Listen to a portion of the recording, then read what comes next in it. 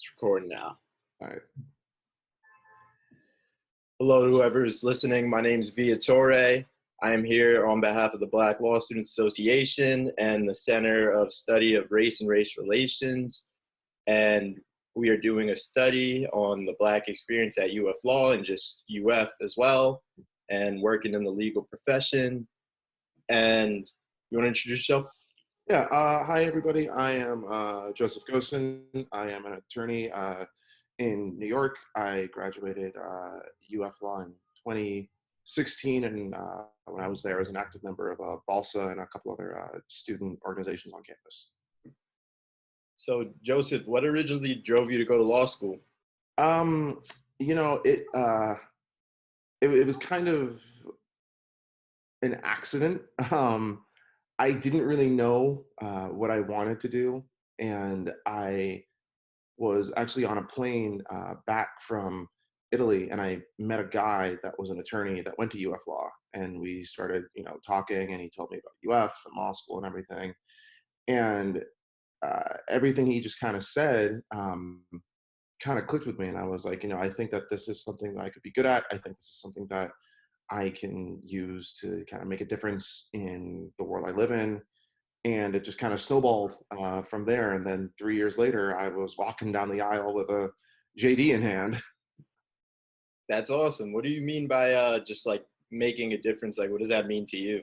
Yeah, so I do First Amendment work, and I always wanted to kind of use my law degree to have like a tangible impact on the world I see. And I knew that especially now, given all of the concerns news organizations and journalists face, I knew that that would kind of be the field that I wanted to get into. And I didn't really know that that was what I wanted to do when I started law school. And that kind of interest developed as I went along. But once I graduated, I knew that that was definitely something I wanted to get into. And I knew that doing First Amendment work would definitely kind of help. How do I put this? It would help for the greater good. It would help. It's always good for citizens to be informed, and the press's main job is to inform people. And I knew that doing this kind of work would kind of bridge the gap between what the government's doing or what important citizens are doing and everyone else. And that right to know is built in. It's the First Amendment. That's essentially the cornerstone of the First Amendment. It's the right to know and the right to speak about it. Yeah, definitely. Were any experiences with classmates or professors, or was it more just like your outside world? Like, what particularly, I guess, made you come to that epiphany in law school that was what you wanted to do? Yeah, so I took Professor Litsky. She is now the dean at Mizzou. I took her torts class my first year, and we really hit it off. And then I asked to be her research assistant, and she said sure, but she told me that I would have to take more of her classes. So she taught media law at UF, and she is one of like the preeminent media law scholars. So I took her media law class and fell in love with it. I thought it was amazing. She was a great teacher, and the subject matter I thought was fascinating. So that's just kind of how it started. So I guess second semester 2L year is kind of when it all kind of clicked for me, and I was like, oh, like I think I could be good at this. I think that this is something I want to get into. Hopefully that happens for me next semester. It's coming. Nobody knows what they want to do. So nowadays, like, we have like the minority boot camp, and that's like one of the first things that that was like my very first law school interaction where I first met everybody. Did you guys have that as well with your class when you first came? Yeah, we didn't actually. We did not have that. I think I'm trying to think back. I think our first, I guess the first week is the standard, orientation type thing, and you meet your ambassadors and all of that. I was very lucky to have a Black ambassador who was a very good friend of mine today. So that's kind of how it happened. But I believe the minority boot camp is something that started after I left. Did your ambassador kind of like was he a mentor throughout? And did you end up like being very involved in Bolsa, and just did he kind of take you to Bolsa? How did you Yeah, first yeah. meet? He was a 3L when I was a 1L. Hmm. So he was involved in Bolsa, um, and he kind of told me like, "Hey man, focus on 1L year. Like you don't need to be getting involved in like social stuff. Your 1L year, focus on that." So he graduated, and then we were talking, going I guess 1L summer, and he told me, he was like, "Okay, now's the time to get involved. Now's the time to start talking to people and meeting to people." So like he kind of pushed me to do it because I was, I guess, more on the fence of wanting to do journals, and I did, but I guess making connections with the Black community at UF was and is incredibly important, and he definitely pushed me to get involved with that. What journals were you on? Yeah, You so my journal 2 year, I joined Vigil, um, and then I guess 3L year, I was editor in chief. Oh wow. Yeah. What is Vigil stand Oh, for? I'm sorry. The Florida Journal of International Law. Oh, okay. I get caught up in slang and I just say it. That's awesome. Were there, I mean, not to like pick at it or anything, but were there other people of like color on the journal, the black, mainly black? Yes. Yeah. My staff was primarily women and people of color. Wow, it's amazing. So yeah, it was great. We had elections, and that's kind of how it shook out. But I had to make changes to my staff about halfway through the year, and my staff primarily were women and people of color, and it was really great to kind of have all those different perspectives, not just like Black voices or Hispanic voices, but everybody just kind of contributing to the pod. So yeah, my board was very, very diverse. Were you the first black editor in chief, or? I think so. I don't know off the top of my head, but I wouldn't be surprised if I was. That's awesome. I mean, I could probably find that out. Yeah, there's like I don't know if it's still there, but like by the lockers next to the journal office, there was like a it was like a giant poster with all the editors and chiefs on it, like all the pictures. So I think I was, but it was crazy because like the two before me, it was an Asian guy and a woman. Hmm. So Vigil has like been pretty notably diverse out of most of the journals. Where? Oh wait, so you said, I'm sorry, I lost my train of thought. But there was how was the diversity on Moot Court and in the other journals and? Um, so from what I remember, Law Review, and this is not a disparagement to Law Review, a lot of good friends on Law Review, but Law Review was probably the least diverse out of all of them.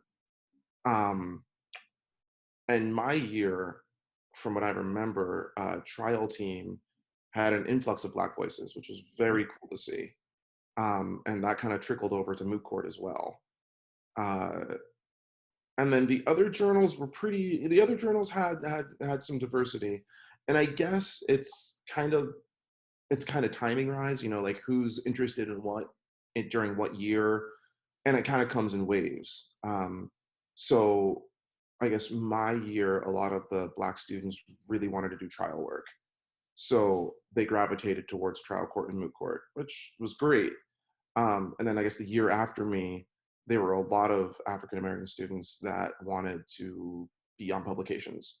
So journal staffs and law review staff, uh, excuse me, journal staffs and law review staffs got a lot more African American voices, as opposed to years prior.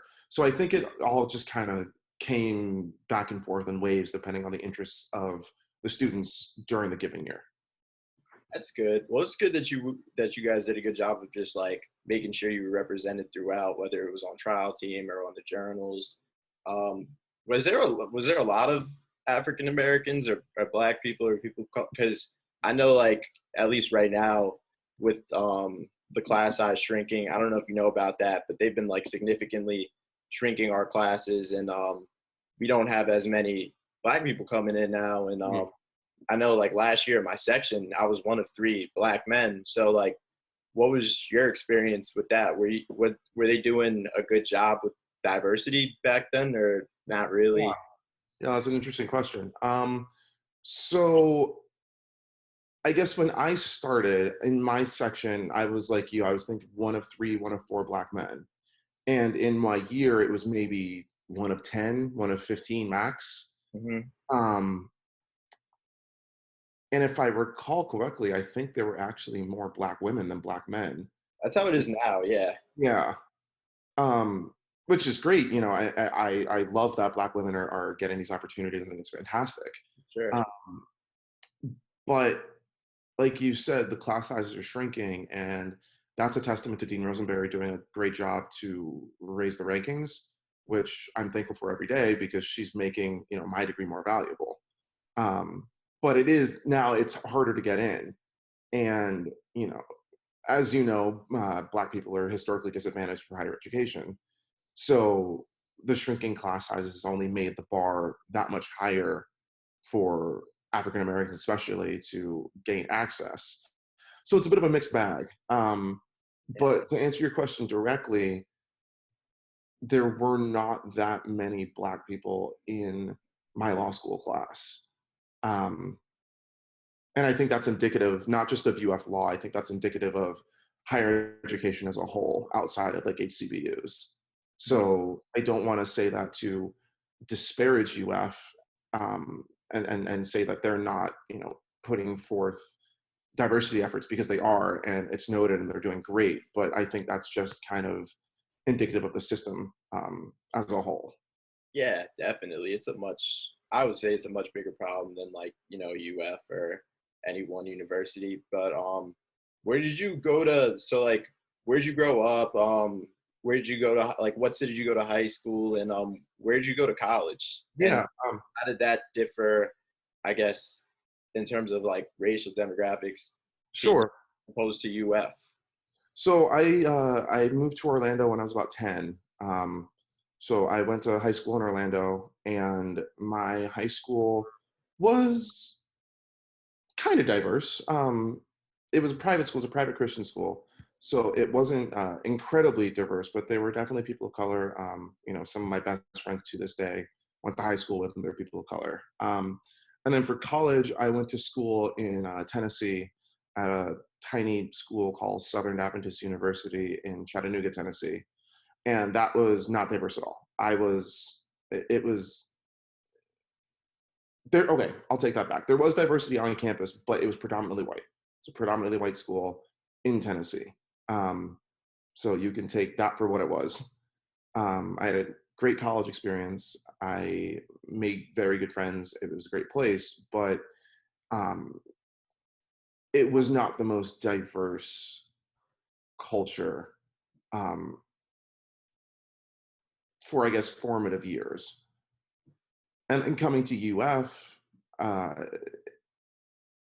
I guess I was used to not having a ton of representation um, after finishing college, so it didn't really shock me. Hmm.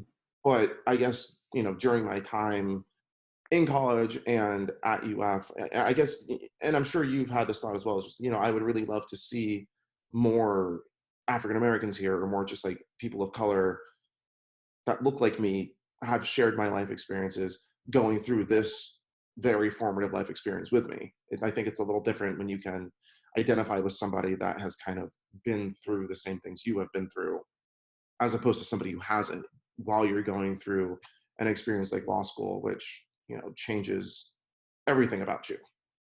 Yeah, I agree. I mean, it's super important. I know like um some of my classmates I was on the student recruitment team, and like a few of my classmates went on to like even talk to admissions and just let them know about our lack of Mhm. representation and the problems. I mean, just like that we feel a little underrepresented. And like when you were on campus, were you doing stuff like that? Were your classmates doing stuff like that? Because I know it actually started like a few years ago when somebody went to admission. So I didn't know if you were there for that or not. Or Yeah, I there were rumblings when I was around. There was always kind of talk among the minority students, basically saying like, you know, we wish there was more of us. But that talk has existed ever since higher education has existed. yeah. Um, as for the formal complaint to admissions, I don't believe I was there when that started.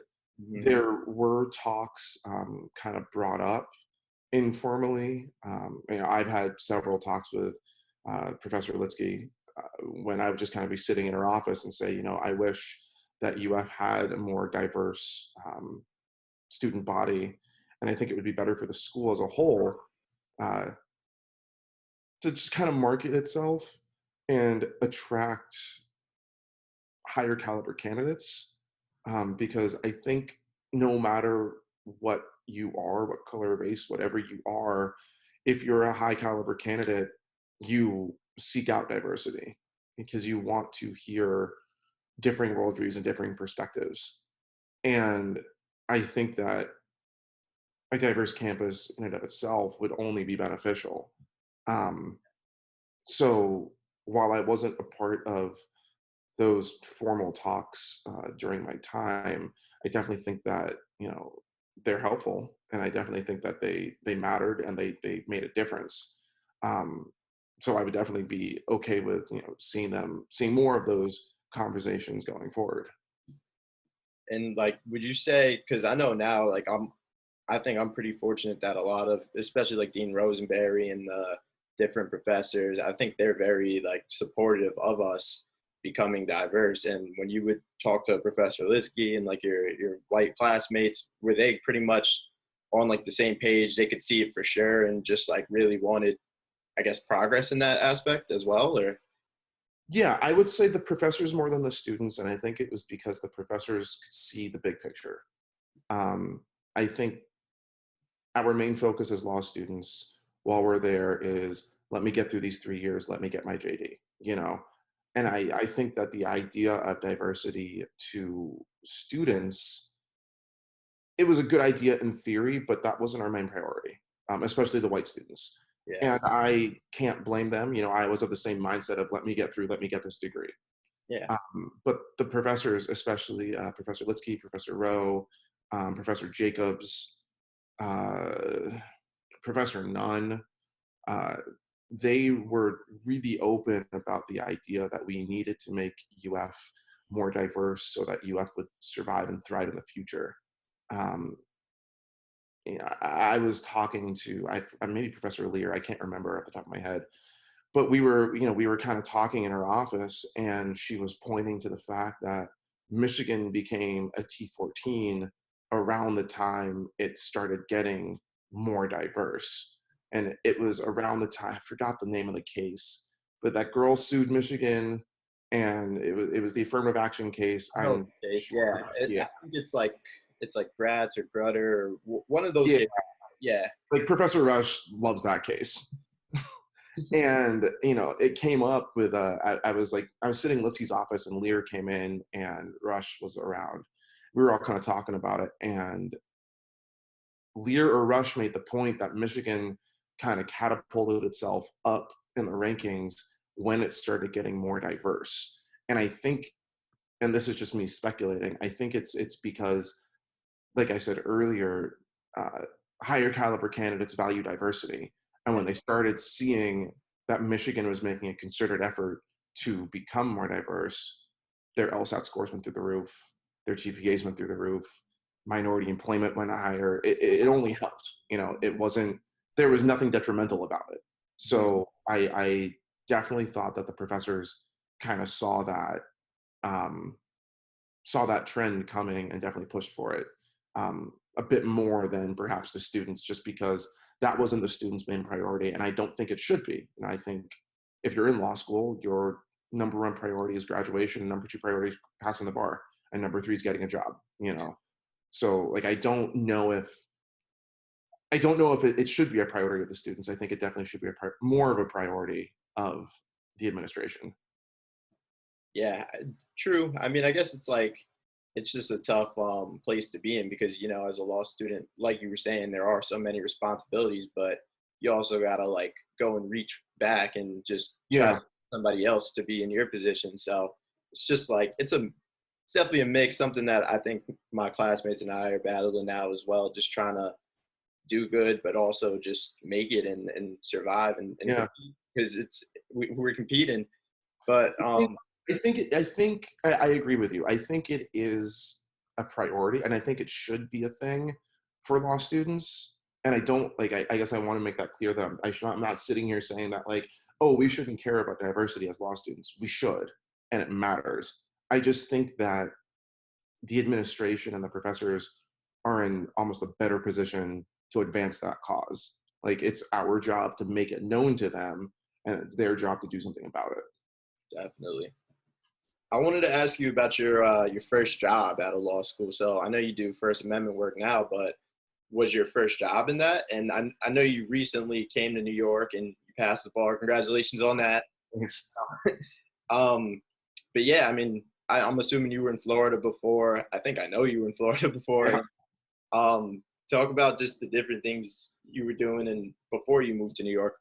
Yeah, man. I was at a big firm in Orlando for about a year and a half, and I was kind of cutting my teeth just doing litigation, really litigating everything that kind of came across my desk. Uh, got a really good foundation with motion practice, and kind of learning how a law firm works. And I think that's kind of something they don't teach us in law school on how to actually be a lawyer, which is very different than just like the theory. So I think one of the most important things I learned is what is a billable hour and how do you get one, which is like paramount to 90% of our classmates, because they will be going to firms and they will have to learn how to do that. And the business side of law matters a huge deal, a great deal when you start. So I started at a big firm, and then about a year and a half in, I made the move to a smaller firm, about 16 lawyers, and I got a lot of hands-on experience doing courtroom work. I was doing hearings, had my first trial, doing depots, interviews, all that stuff. So that was incredibly beneficial because I was able to kind of like parlay that experience and use that experience, because a lot of people my age, I guess I'm going into my third year of practice now, and a lot of third years, especially at big firms, don't get that experience. A lot of times partners it's not even partners, it's more so the client wants to see, I guess the saying is the client wants to see some gray hair on the attorney. Hmm. So a lot of kids that go to big firms won't get that experience.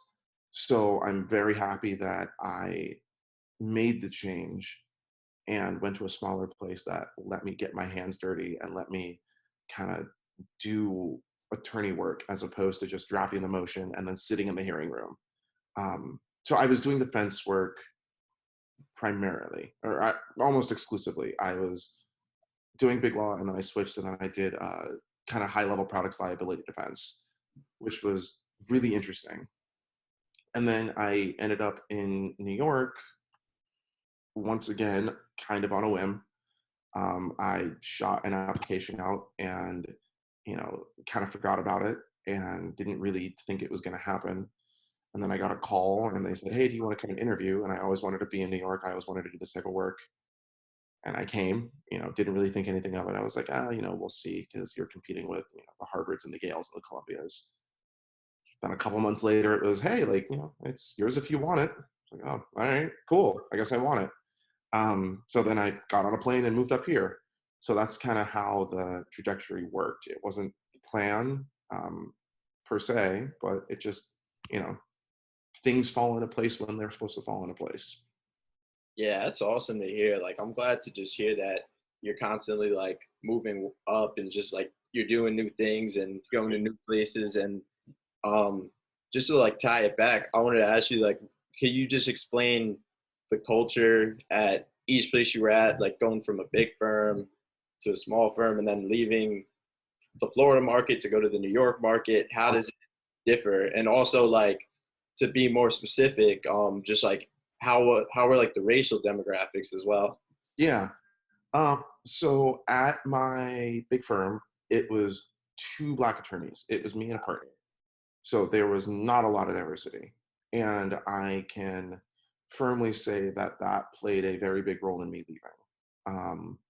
It's was a good place to learn. It was a good place to get experience, but it wasn't a good place to be non-diverse.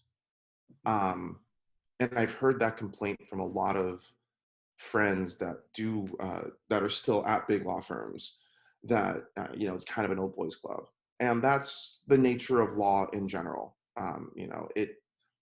The legal profession itself is not a diverse profession. That's just a fact of life, and it's especially pronounced at big law firms. Like, that feeling is pronounced. So then I moved to my smaller firm, and I was the only Black attorney there. However, it was majority women, which was really interesting to work with, and I had a really great time. Um, my direct report partner was a Brazilian woman, and she is, first off, an incredible attorney, and secondly, a very, very good teacher. Uh, I had a great experience with her, and it was a great experience at the firm. And then I moved to New York, and doing media law, a lot of, actually most, if not all, media companies work with big law firms. So most, if not all, media attorneys are older white men. A lot of partners at these big law firms have been doing media law ever since, the Pentagon Papers. So it is a very white market, which is fine because the media law bar is also very liberal, and they understand that, and they make active steps to make it more diverse.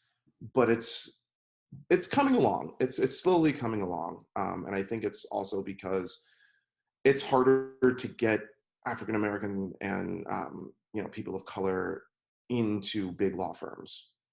That's just, it is a fact of life. It is a fact of the legal life that it's harder to get into a big law firm as an African American than it is for most anybody else.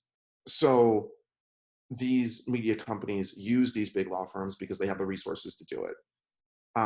But the culture difference, there's an understanding of, this is a problem and we're working to fix it, which is very different than just your general normal commercial lit or civil lit type work.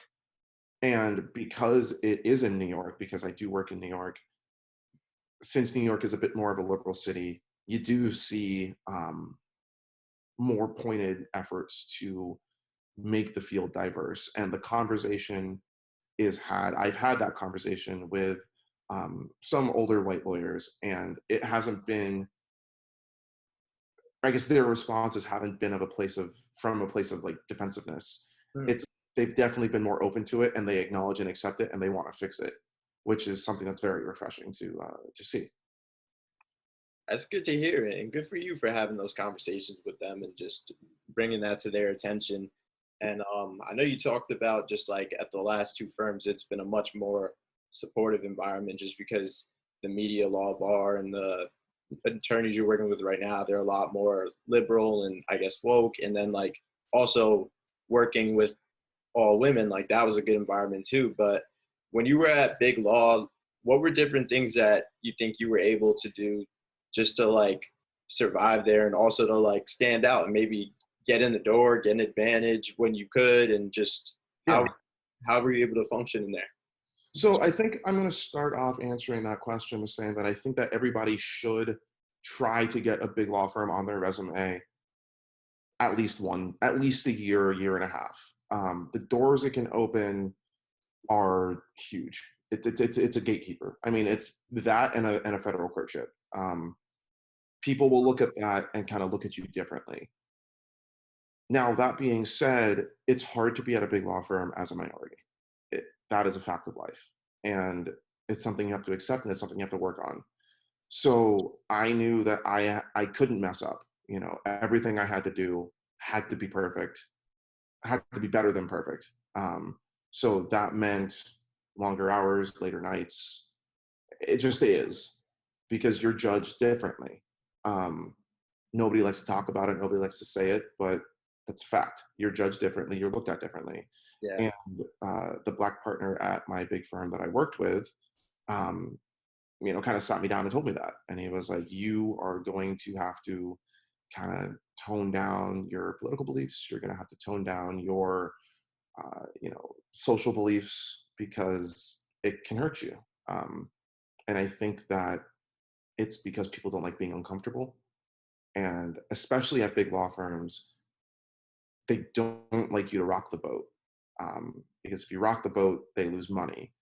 And bottom line is, big law is a bottom line business. It's how much have you billed, what is your bottom line, how much have you contributed to the firm. The best way to make partner isn't to write a perfect motion, it's to bill more than the associate next to you. Um, and I understand that, and I get that it's a business. I don't know if it's the best way to practice law. Hmm. Um, I've seen it where people are more concerned with billing than they are about putting forward quality work product. And end of the day, a lawyer is no different than a bartender. We're in a service profession. So our number one priority should be service to the client, not billing an insane amount of hours to the firm. So I guess to directly answer your question about like how to survive, especially as a minority at a big law firm, I think number one is to be better than everyone else, because you have to be. You're judged at a different standard. And number two, find a diverse mentor. Find somebody, and it doesn't have to be an attorney. It can be a paralegal, another associate, a senior associate. It can be a secretary. It can be anybody. But find somebody that you can confide in, and find somebody that gets it. I was lucky that I was reporting. One of my partners was a black man, so that was good. But I definitely recommend finding another diverse mentor that can kind of take you under their wings and show you the ropes. Because a big law firm can be a very cutthroat environment, and nobody's looking out for you. I don't think that that's something that they told us in law school, because big law is the ultimate goal. But you have to realize that nobody looks out for you more than you look out for you, because it is a competition. And you got to find somebody that will take you under their wing and show you what to do. Otherwise, it's really just a sink or swim environment. And that is very tough to be in as a diverse person, without any support. So you talked a little bit about it, your relationship with your black mentor, but with the black partner, but how were you guys able to, how were you able to like form a mentorship with him, and like what were different ways that you guys were able to connect and he was able to like just like look out for you and kind of like help you see these things so clearly as you did? Yeah. I happened to get thrown on a case with him. I heard he was a good guy to work with. I heard that he would teach and give you experience. So I walked into his office one day and said, I heard you're good to work with, and I heard you give good experience. I want to work with you. So he put me on a case. And that case was a very involved case that had us doing a lot of like traveling and spending a lot of time together. So I didn't really push it, and I didn't come to him as like, hey, like you're a black man, I'm a black man. I didn't really do that. I just kind of approached it as like, we're people. And it was kind of like that unsaid understanding of like, you get it, you know. But I'd be lying if I said that I didn't kind of seek him out, because he was a black man and we could, connect.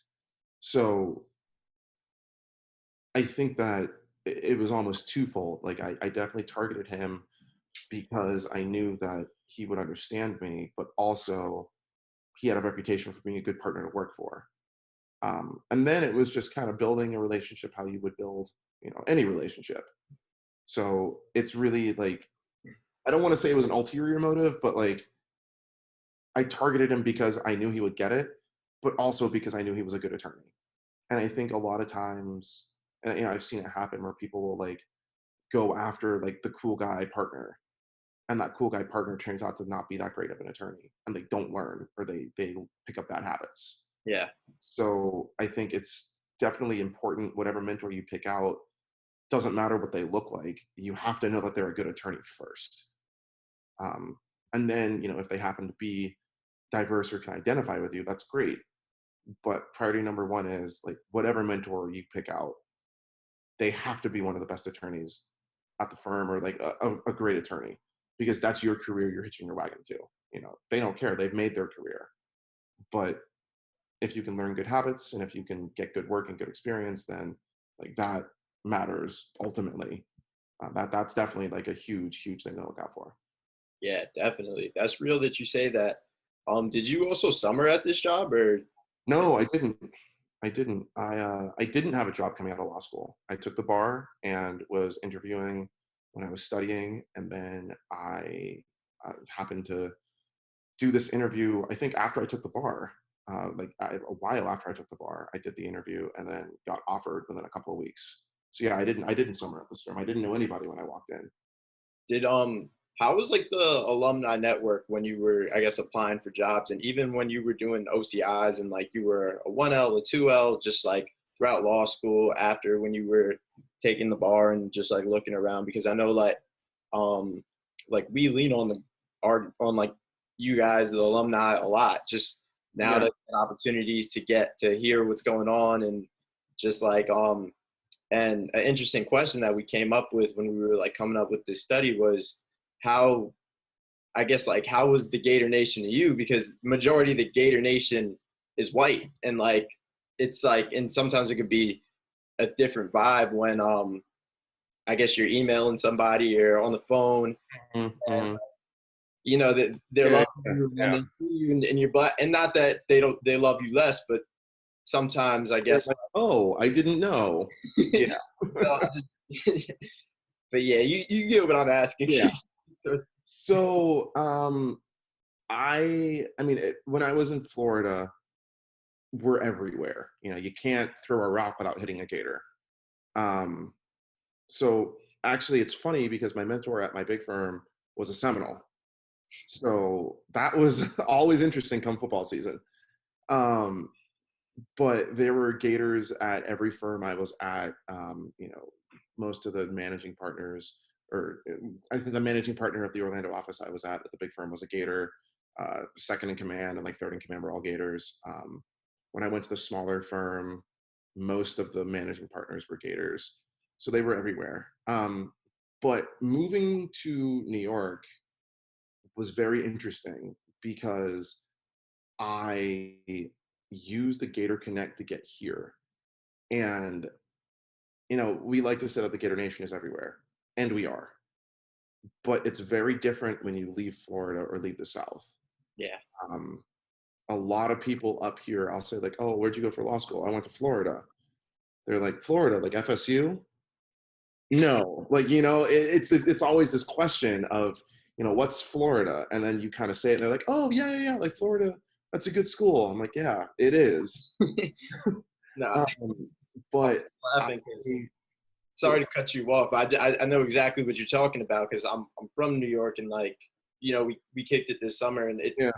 it's ridiculous. Like we're like nowhere out. We're probably like what 200 250 deep out there Mm-hmm. out here, when I mean really majority of our alumni basings out here. Yeah. Yeah. It's always funny when you tell somebody you're from Florida, and then like I've told somebody like, hey, I went to Florida, and they're like, oh, cool, like what do you guys ranked? And I told them, I was like, what are we at, like 30, 25, 31. 31? Yeah. So I told them, and they were like, oh, for real? And I was like, yeah. And they looked it up, and I got an email later. They're like, oh, wow. And I'm like, yeah, we're great. Like nothing to sneeze at. But I ended up in New York because of a Gator connection. There's a guy named Chuck Tobin. He is a double Gator, and he is the media law managing partner at Ballard Spahr, which Wow. is like the best media firm. I take that back. One of the best media firms in the country. They have a very dedicated media practice. They just merged with a place called Levin Sullivan, which was like one of the high-end boutiques. Hmm. So they are very big and very, very, very good. And Chuck is the managing partner. He was at Holland and Knight for a while. He's from Jacksonville. He was running Holland and Knight's media practice, and then he left and he went to Ballard. Chuck was a mentor of mine in law school. I met him in law school. in my media law class. He got me into the ABA moot court competition for media law, where we won because go Gators. But he is best friends with my boss here. So that's kind of how it happened. He recommended me to my boss, and we talked, and then he talked to my boss and kind of vouched for me. So like, yeah, my interactions with the alumni base have always been good, because we do look out for each other. And I guess I don't want anybody from UF thinking that, I ended up in New York just because I got lucky. Like, yes, I definitely did. But the alumni base helped. And I guess a lot of times when I was at UF, it was like, yeah, UF is great for Florida. And, if you end up in DC or New York or whatever, like you were top 10% of your class, and, your dad is like, John Morgan or whatever the case may be. Definitely not true. I wasn't top 10% of my class. My dad is not John Morgan. So like, I definitely think that UF is broadening its broadening its national reach, and the alumni network is huge, all up and down the East Coast. I'm sure we have alumni, on the West Coast as well, but I can definitely vouch for like the New York and DC markets. The alumni network is big, and they definitely like to help, because that's kind of how I ended up here. That's awesome, man. I didn't even know that. Like, Yeah. Also, I wanted to ask you, like, how was just when you were working at the big firm in Orlando, and also the smaller firm, how is it like when you get in the firm? Is it still like all love and like, oh my God, like we got the football game, and were you here? Were you like, I used to eat there, and Yeah. So yeah, no, for sure. Like, you got the old heads, the old heads are like, man, like I remember when the swamp was just built and blah, blah, like you got that. My big firm would always come up for a game. They'd pick a game, whatever game, and we'd come up. We had like watch parties and stuff. So like it's big. It's really big, especially in Orlando. Up here, not so much. There is a Gator bar. It gets full. You can always go and hear, We're the Boys. It's a good time. But it's not, I guess it's not as pronounced as back home.